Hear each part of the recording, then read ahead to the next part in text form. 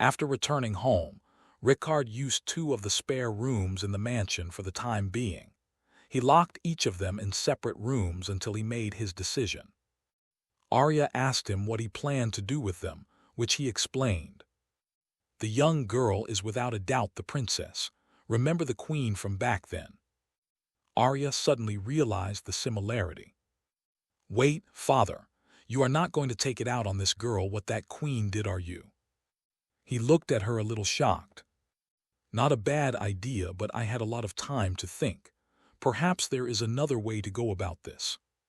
He handed her a drink and sat with her. Remember the goal we had back then.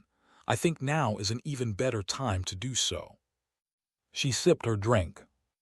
Indeed, I will stand with you, Pops, but I know you realized it too. He nodded. I did.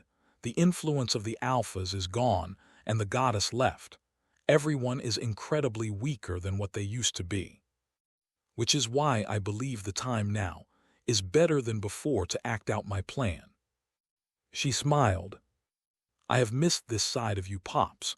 Who knows how many plans you got going in your head already. Back at the bandit cave, Roxy, the bandit chief, kicked over a bucket of warm water. She was furious to be beaten so easily and humiliated in front of her band. The band did not dare go up to talk with her, as they clearly heard her cussing and throwing things around. First, a bandit lord waged war against her for her territory. Then a monster in a man's skin came and messed everything up. She plunged down on her makeshift throne. If word reached that lord of what happened, he would use it against her. The door opened slowly. Ren stepped inside with a bucket of lukewarm water and a towel. Following her inside was Rickard. The door closed behind him, and he sat down on a table that was in the corner. Lynn had no choice but to simply remain quiet and accept what was happening. Only what she was expecting was not at all what was happening. Ren helped her stand, her hands still bound as a precaution. Lynn suddenly felt the rope around her wrist loosening and her hand fell free. She looked at the door and glanced over at him, but he was sharp. You may try and run. In fact, I won't even stop you, but if I understand correct, you have nowhere to run to. He looked at her, seeing fear in her eyes. The nobles that managed to escape as well. They are hunting, aren't they? She just lowered her head as Ren started to wipe down her arms. He sighed. I get it. Having a child or children with the princess will secure a noble with great royal power, which will give their child the chance to be the next king, unless they marry you and they take up the throne themselves. Her heart was racing a little faster. She knew he was correct, but hearing it being said out loud felt heavy. Her hands shaky and her head low. Jackpot, it seems you have realized it too, princess. He suddenly stood up as Ren stopped. Very well, it seems I have much to do. Then he just opened the door and left. He went to the next room and stepped inside, closing the door behind him with Arya sitting in the corner watching over her. Her hands were bound as well along with her feet, as she was trying to fight back to get to the princess. He nodded to Arya. She got up and went behind Laura, who just glared at him with such anger and hatred. Arya helped her to stand upright and then her hands fell free. She was confused. You are no noble or royal blood, so I am guessing a knight or something given how strong you are. Laura proudly lifted her head and placed her fist against her chest. Laura, captain of His Majesty's Royal Knights Unit, I demand you return the princess to my care. You have no right to defile her. He did not get upset at her insult, as he understood that was just how it worked amongst nobles. Young women were seen as nothing more than tools for pleasure. The royal island has fallen and the kingdom no more. You are relieved of your duties, Captain. You are free to go wherever you want now. I will even set you on your way with supplies to travel. She held strong. Not without the princess. He stepped back and rested his back against the wall. What is the princess to you? You cannot even reproduce with her or anything. Or is this just blind love that you want to express without fear of the king finally? Laura clicked her tongue as anger filled her chest. What do you know about her? What do you know about being locked away your whole life only to be sold to a vile man for political marriage? Being called a child from a drunk night of fun and kept away from royal politics. No friends and no love from her parents other than being a tool for empowering. You know nothing. Arya stood on one side ready to drop her the moment she tried to attack her father, not to protect him but her from him. He pushed himself away from the wall, showing no emotion. He just nodded to Arya and walked out of the room without a single word. Laura glared at the door. Arya went back to her corner and sat down again. You may try and run away, but I will not suggest it unless you want to leave without the princess. Laura's fists were shaking as she looked down at the floor. She was feeling helpless. Arya smiled. Relax, Captain Lady. My father won't lay a finger on your precious princess. Using your own words, you know nothing about my father as well. Later, as Rickard sat in his office, Ren came in with the princess. She had on a lighter, simple dress which one of the people from the town offered. Ren guided her to a simple chair opposite his table. She sat down feeling a little better after a good wash. He stood up and walked over to the window and told her about the earful her knight gave him. He even told her what she said about her. The princess lowered her head slightly. He looked at her and asked her to tell him everything. In the other room, the door opened, and Ren walked in with a bucket of clean water and folded clothes. Arya just nodded at her and got up. She left the two of them as Ren got to work. Laura was a little confused but somewhat got it as well. They had been traveling for a while already, and no man wanted to touch a dirty woman.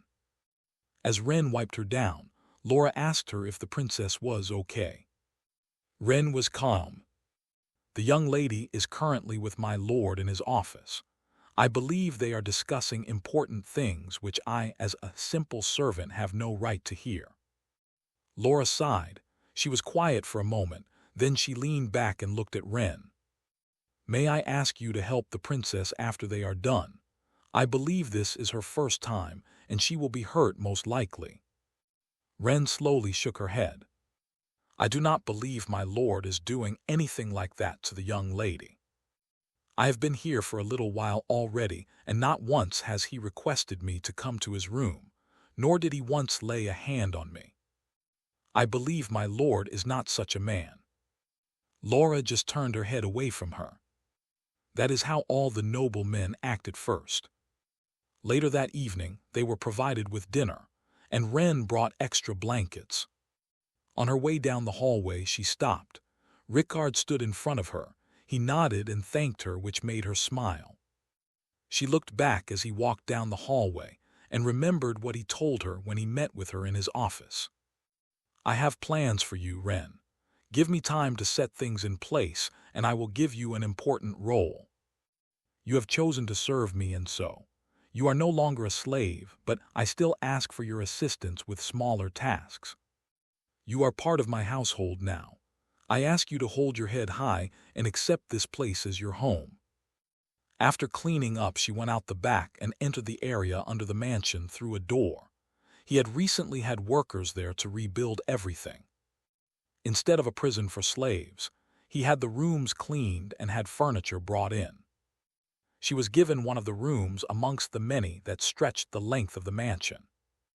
It was small, but a place she could call her own, which she never had. A single bed, a desk and chair with a lamp, and even a storage cabinet with a wardrobe. He told her that this room was her own, her place of comfort where she could rest. She sat on the bed, still finding it hard to believe that she was given such comfort as a servant. 2 days have passed since their arrival. It was after dinner. The elf girl came and collected their dishes and left again, but this time Lynn noticed something.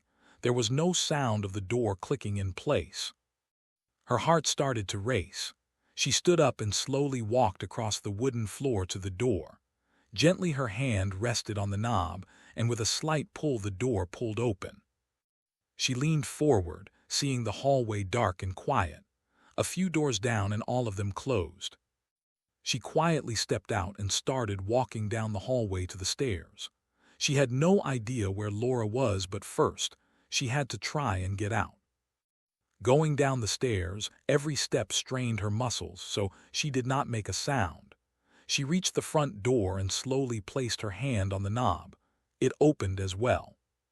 The cool night air met her as she looked outside, an open area with the forest not far from her. To her left, the town was quiet with dim lights from lamps.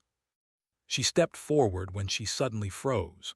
She noticed him in the corner of her eyes, the lord of this mansion standing there leaning against the wall. Her head slowly turned to him. She saw him looking up at the starry night sky above. Her heart was racing fast and her hands were shaking.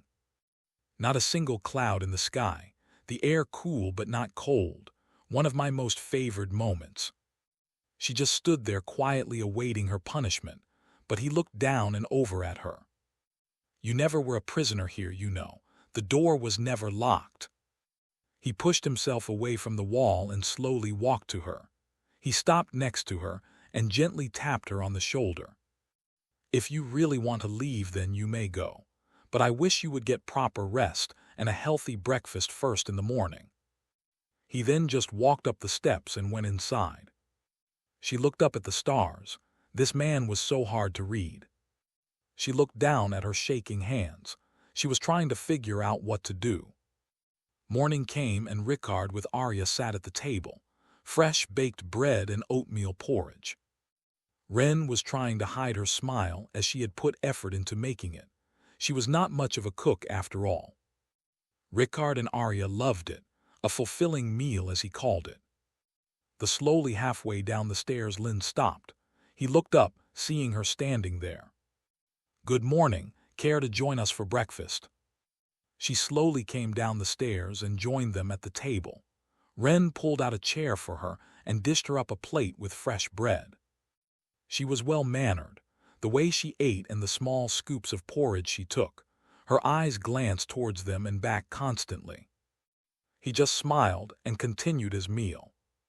After breakfast, Ren cleared the table as he talked with Arya about a few things he had to do that day. Lynn just remained quiet, keeping her head down. She balled her fist and took a breath. Forgive me, my lord. The room went quiet. Her hands shaking again, she looked up at him, trying to be strong. What will become of us? He sat back in his chair. He understood what she meant. You finally looked me in the eyes. Very well. He sipped the last of his drink and placed the cup down. That remains up to you. Sure, I have paid a hefty sum for you, but I want to consider it an investment, or it will be simply a loss for me. Your companion seems to not have figured it out yet that her door is unlocked as well. So, you may go up and get her, and you guys may leave. He stood up. Or you may stay and start a new life. Cast off your previous life. We will let the word spread that the princess passed away. You get a new life, a new name, and a place to call home. Her eyes widened. Why would you do that for us? What do you plan to gain? He smiled. I have no interest in anything the nobles plan to do with you, but given someone with your understanding and knowledge, perhaps once I earned your trust, I may rely on you for my plans. Arya joined him as he walked over to the door. I honestly have no interest in your body in any way. I would appreciate it if you and your bodyguard can stop suspecting me of wanting that. He pointed up at the stairs. Go to her and think about it. I can offer you one chance, a new life which we both can benefit from, or you may leave. I will even give you guys enough food for a few days of travel as well as new clothing. He left her sitting there as Ren wiped the table. She was about to get up and leave as well when Ren spoke. My lord is a strange man. He seems to always have a plan for everything. Lynn just smiled and left the table. Laura stood by the window trying to figure out what her next plan was. The door opened behind her and she got ready to face this man again. Instead, Lynn stood there in the door. She walked up to her and wrapped her arms around her. Laura did not know what to do. How was she even able to find her like this? Lynn leaned back and looked at her. Laura took her by the shoulders, fearing the words. "My lady, are you okay?" did he. Lynn shook her head and asked her to come with her. She guided her through the house and went outside where Rickard was walking around, talking to himself. He noticed them and stopped. "Very well, I will take the chance if you can make those things happen." Laura was confused, but he just nodded. "Very well, then let us go discuss this properly in my office." That night, Laura sat on the side of the bed with her hand resting on her arm as she slept. She was told that they were never prisoners after all, and he never touched the princess. But she had a lot on her mind. They practically spend the whole day discussing a plan that involved their future. The next day, everyone in town was called together. Work stopped and shops did not open. A few crates were put together so he could be seen by everyone. "Good morning, everyone. First, I want to thank all of you for the hard work you have put into the town so far. I can already see the changes. I have seen how some of you seem happier already, but there is still much to do before I can feel better." He stepped a little to the left and looked back at Lynn. He nodded for her to step closer and looked over at the crowd. "People of our lovely little town, I wish to introduce to you the secretary of our town. Her name is Maya, and I have put my trust in her to stand in for me as leader of this town. I am still here. However, I have much to do and need people I can trust to take on tasks for me for the people." The crowd could be seen nodding and whispering to each other.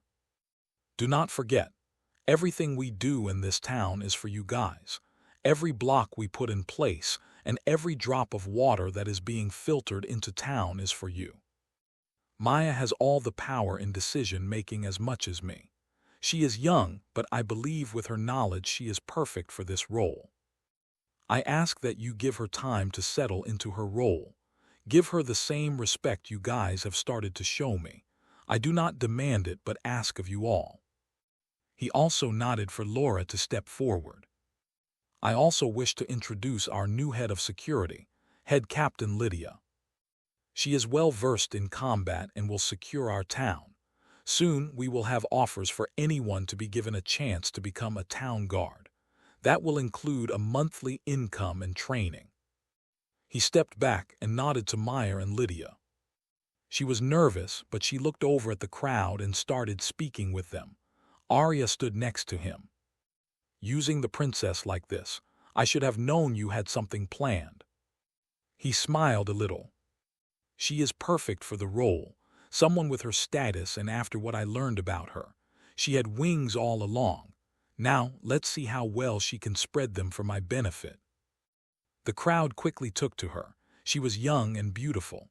Her talent that was suppressed for so long just gushed forth, like floodgates that were opened. Even Laura, or Lydia as her new chosen name was shocked to see how well she took to the role. Walking down the main road, Rickard felt satisfied. No more rickety old stalls and instead proper buildings with stores. Maya had been doing excellent in managing the town. Ever since she had been given the chance to prove herself, she had exploded with talent. No longer the quiet girl that kept her head low with shaking legs. She walked with her head held high as people relied on her. Rickard no longer had to deal with the crowd and instead had meetings with her instead.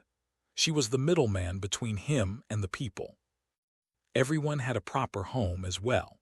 No more old wooden houses or muddy roads. The guys were busy building a solid stone block wall around the town, as well with plans to expand in the future. 2 gates. The road ran through the main road of the town, which meant travelers saw the stores and goods on sale. At the center of town, there was an area cleared where traveling merchants could stop and let their horses get water. Right next to them was an inn, and the stores were all around them. To the south, leading away from the main road, were two roads with rows of houses built in a way people were not used to. Two-story homes with bedrooms above and living rooms with kitchens at the bottom. Each home had a small yard, and running water worked through a plumbing system he implemented. Heading north from the main road was the same, two roads with rows of houses. Suddenly, they had more homes than people, which meant their town had the potential to grow. He also had plans to expand the town more to the south, as there was a big open area where they had cleared trees. At first, he thought it would be a good idea to create farmland, but he had another idea completely for that. Lydia had her first few guys that were training under her guidance. Turning average men into night-quality guards was not going to be an easy task, and they were informed about it. Everyone around town also knew. Lydia was Maya's adopted mother. That was the agreement to hide their true identities. When he shared this idea with them, Lydia even cried when Maya agreed to the plan. As far as the word that spread with the merchants, the princess was found dead. Pack of wolves got to her and she stood no chance.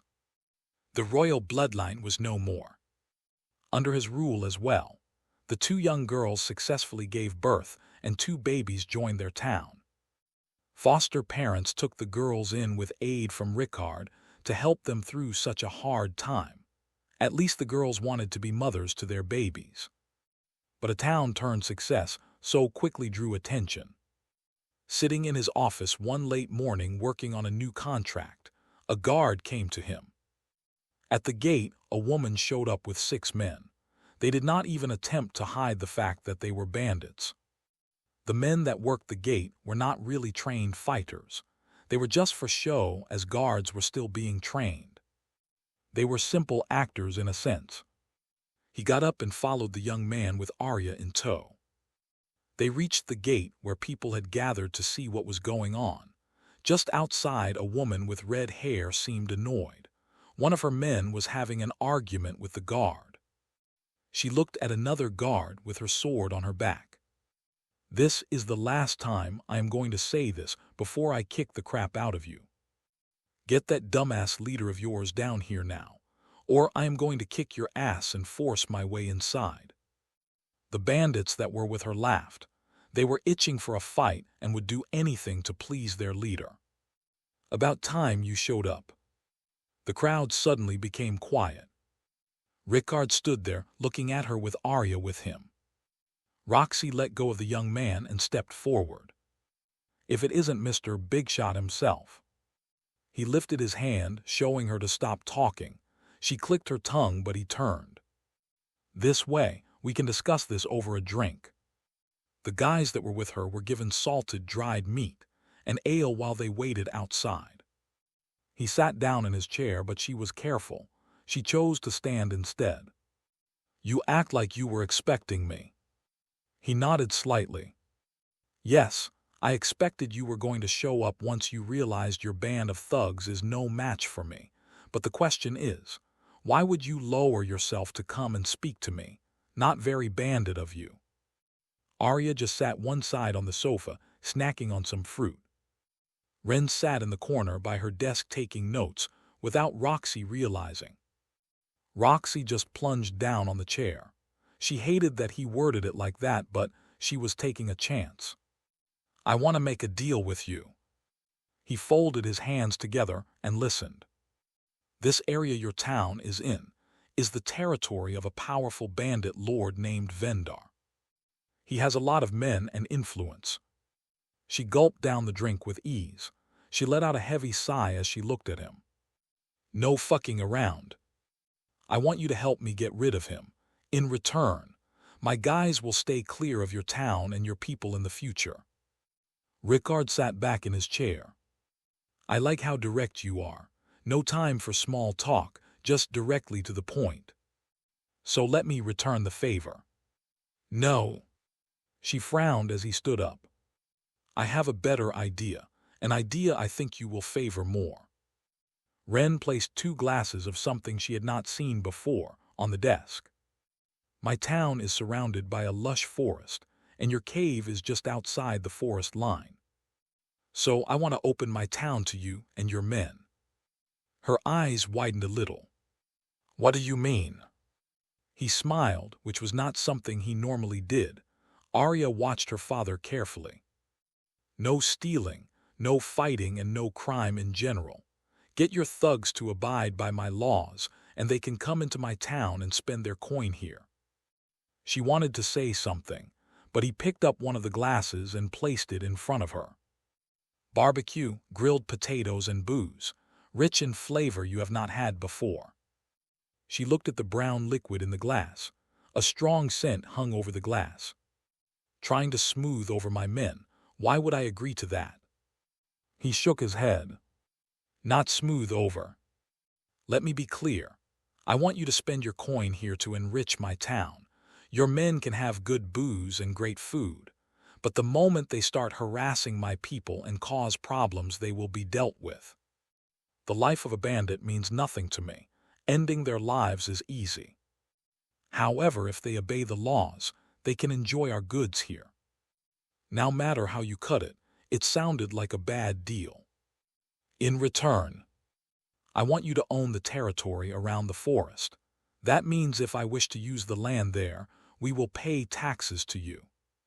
Everything inside the forest is my territory, which means your men cannot come into the forest anymore and do what they want." He piqued her interest. Rickard picked up his glass and took a whiff of the liquid. "That sounds great, but that territory also belongs to Vendar. It is not yours to offer. Also, are you trying to tell my men they should stop being bandits? If so, then you're a bigger fool than I thought." He nodded in agreement. "In my territory they are not allowed to be bandits, but beyond that they can do whatever they want. Kidnap people, rob caravans, kill, steal. I honestly don't care. But you're not thinking big enough. There will always be a rival bandit group until they are all dealt with. There will always be monsters to deal with. So instead of being dumb bandits, be smart." He held his glass out to her. "Let the travelers and merchants with their caravans fall under your protection in your territory, and earn payment for it. Be bandits all you want, but be bandits with a purpose. A contract between us and you." He had a sinister smile, which Ren had not seen before. "Roxy the Bandit Queen has a better ring to it, right?" She tapped her glass against his. "You really are a monster." Both of them sipped down the drink. Arya stood up suddenly as it hit her. A strong liquor taste which could only be compared to expensive royal booze. She looked at him, seeing him smiling still. Ren placed a bottle down on the table. "A gift to the future where we both can benefit." Later, the guards just watched in confusion as the bandits left without any commotion. Arya held a glass of liquor up to look at it in the light. "That was too easy, don't you think?" He still stood by the window looking outside. The last thing they discussed before she left was this bandit lord. "This is what I will do. I will clear a path for you to deal with this Vendar. This is one fight I will not fight for you. You must earn it yourself, or people will say you only won because you got help. Give me time to set it all up, and once ready, all you have to do is attack and defeat him. I don't make plans to lose. You simply have to follow my plans." He went to his desk and sat down. "Bandits favor meat, booze, and woman over anything else. I cannot provide them with woman, but once they get a taste for our food and booze, we will have a solid income. What if they don't abide to our law?" "They will. They fear Roxy as much as they respect her. Besides, once we get our guards to where I want them to be, no bandit will stand a chance against them." The next day in the cave, Roxy had her band gathered to share with them the changes that were coming. They were no longer allowed to attack caravans and travelers, and they were not allowed to cause any problems for that town.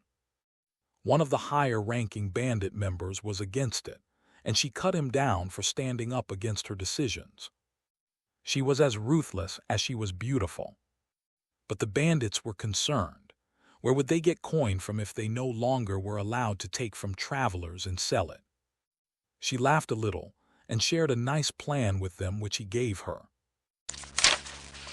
At first there was discomfort with bandits showing up in town. Guards kept a strict eye on them.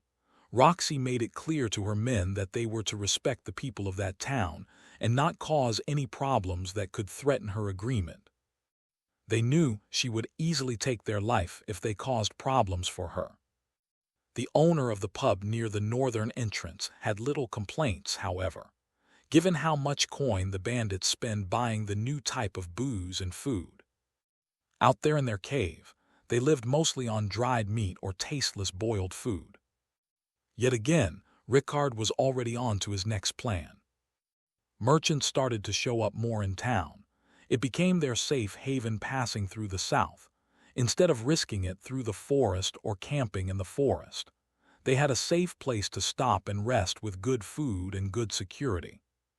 Amongst these merchants were slave traders as well, though he hated it. It was a system he could not simply break by demanding it. As they would sometimes do, the sale was opened on one side to display the goods in the cage.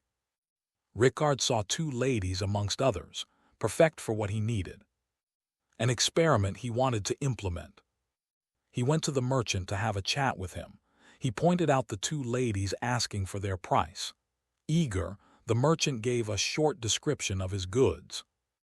Yes, good choice. Young ladies, hardworking and loyal. They are also knowledgeable for bedroom activities. All my goods are well taken care of. Rickard looked at the ladies that kept their heads low. One is 22 and the other 25. Nice young beauties, sir. I could let them go for 5 gold coins each. 5 gold coins was a lot. These merchants knew what they were doing. They understood the value of slaves well and what people preferred, which was why he casually slipped in the bedroom experience. He counted out his coins and held his hand out to the merchant. 4 gold coins each. Take it or leave it. Plenty of other traders with similar goods. Strong words with no hesitation. The merchant realized he was not going to have success bartering with this man. He took the coin and nodded to his men. They went into the cage and prepared the girls as Rickard waited one side with his assistant, Ren. The merchant could not help but glare at her with a smile. A beautiful young elf like her would sell easy for 10 gold on the market. She was dressed neatly in an attire he had not seen before. Her hair neatly tied in a ponytail, and her stoic demeanor showed she was well taken care of. Little did he know she was once a slave as well. One of the men handed him 2 scrolls, the contracts to their lives. The slave collars around their neck were a tricky deal, somehow connected to a round circle with strange symbols on the scroll. The owner simply had to apply pressure on the circle, and the collar would tighten around a slave's neck. Their hands and feet were chained up as well. They could not run nor lift their arms up, the normal chained harness. Returning home, he left them for Ren, who knew what to do. Arya watched as he arrived with the 2 young ladies. They are pretty, part of your plan, I assume. He smiled as he walked past her, resting his hand on her head. Just a simple experiment. Ren took the 2 girls around to the back of the house. She took them into one of the rooms with 2 beds. They stood still with their heads lowered. She understood how they felt. She explained to them how he taught her. This is your room. Every night you are to return to this room and rest. Each have a table and dresser with a storage cabinet. She could see their eyes scanning the room. Understandably, slaves normally sleep on floors or barns. Given beds with warm blankets and their own personal living space was unheard of. She then took them down the long hall to the furthest room in the back. 4 round bathtubs with clean running water and wash basins. You are to keep yourself clean daily, your attire and your dresser. She pulled a small key from her pocket and walked up to them. She unlocked their chains and noted to the bathtub. For now, our Lord wishes for you to settle in. Wash up and rest for the rest of the day. Once you have washed, he will call each one of you to his office." They gently lowered their head. "Thank you, my lady." It made her stop. She turned to them, which scared them a little. She smiled. "Our Lord is a good man. Be loyal servants and he will treat you well." She gently pulled the collar of her blazer down a little, revealing the scars on her neck from when she had a collar as well. Up in his office, Rickard sat back in his chair. His office feels much warmer than before. The entire mansion, in fact. Finally, having it furnished warmed the place up. Arya had taken to her room as well. Up in his room, however, was a different situation. No one apart from Arya was allowed in there. Later, the first one was brought before him. Arya sat on one side on a sofa observing. The girl had her selected attire on. Instead of a maid dress, he gave them two different sets of uniforms. The maid blouse with sleeves that could be rolled up. Instead of a dress or skirt, he had them wear long pants or shorts which were just above their knees. Soft leather shoes with thick soles and undergarments which Ren picked out for them. She stood properly just like she was taught. Upright, her head held high and her gaze was low. Her hands in front of her folded together, awaiting her orders. Rickard stood up and walked around the table. He leaned on the side. "You will notice there are no other servants in my home. That means I will rely heavily on you two at first. All I ask of you is to keep my home clean." He picked up her contract and read. Age 22. Been a slave since you were 10 when you were sold off by an unknown man. He looked up at her as she just stood there. Thinking to himself, it seems she may have been kidnapped and sold into slavery. No known diseases or other disabilities. Well, trained in obedience and manners. Weight, height, and so on. He closed the scroll and tapped it on his hand. "Tell me, would you like to return to your home?" She was quiet for a moment, her head lowered. "I do not remember much about my home, master." He looked at Arya like he was expecting something like that. "Very well. Then what about your freedom? Have you any desire to do something different with your life?" She paused again for a moment. Not to think, but it seems more like she was too nervous to say. "I would like to learn to read, master. I like how books feel, but I cannot read." He nodded. "Very well, a good goal. Perhaps you should seek work in a library one day. Buy and sell books, not a bad idea." Her head lifted a little. She seemed interested but kept her posture. He returned to his seat, as Arya wrote something down in a little notebook. 2 years, that is what I can offer you." Her head lifted. 2 years, master." He nodded. "Work for me as a servant for 2 years. Then I will release you from your contract." Sweet words she had heard before from a previous master. Arya stood up and took her contract from his desk. "As you wish, master." There was no excitement in her voice. He sighed. "Guess you heard those words before." He picked up his mug and sipped his drink. "From now on you are not to call me master anymore. Simply calling me Lord is fine. I trust starting the first thing tomorrow morning is good enough. For now, you may return to your quarters and rest." Ren stepped closer and tapped her arm gently for her to follow her. She returned later with the other slave. He looked at her contract and went over her information as well. Then he asked her the same question. "Do you wish to return to your home?" She came from a good family, taken from her home by department collectors to settle her father's debt. She nodded. "Yes, master." He nodded and closed the scroll. 2 years. Serve me well for 2 years, and I will release you from your contract." Her face lit up. She wanted to smile but kept her posture. He gave her the same rule about calling him Lord instead. She returned to her room with Ren. The girls just sat on their bed looking at each other.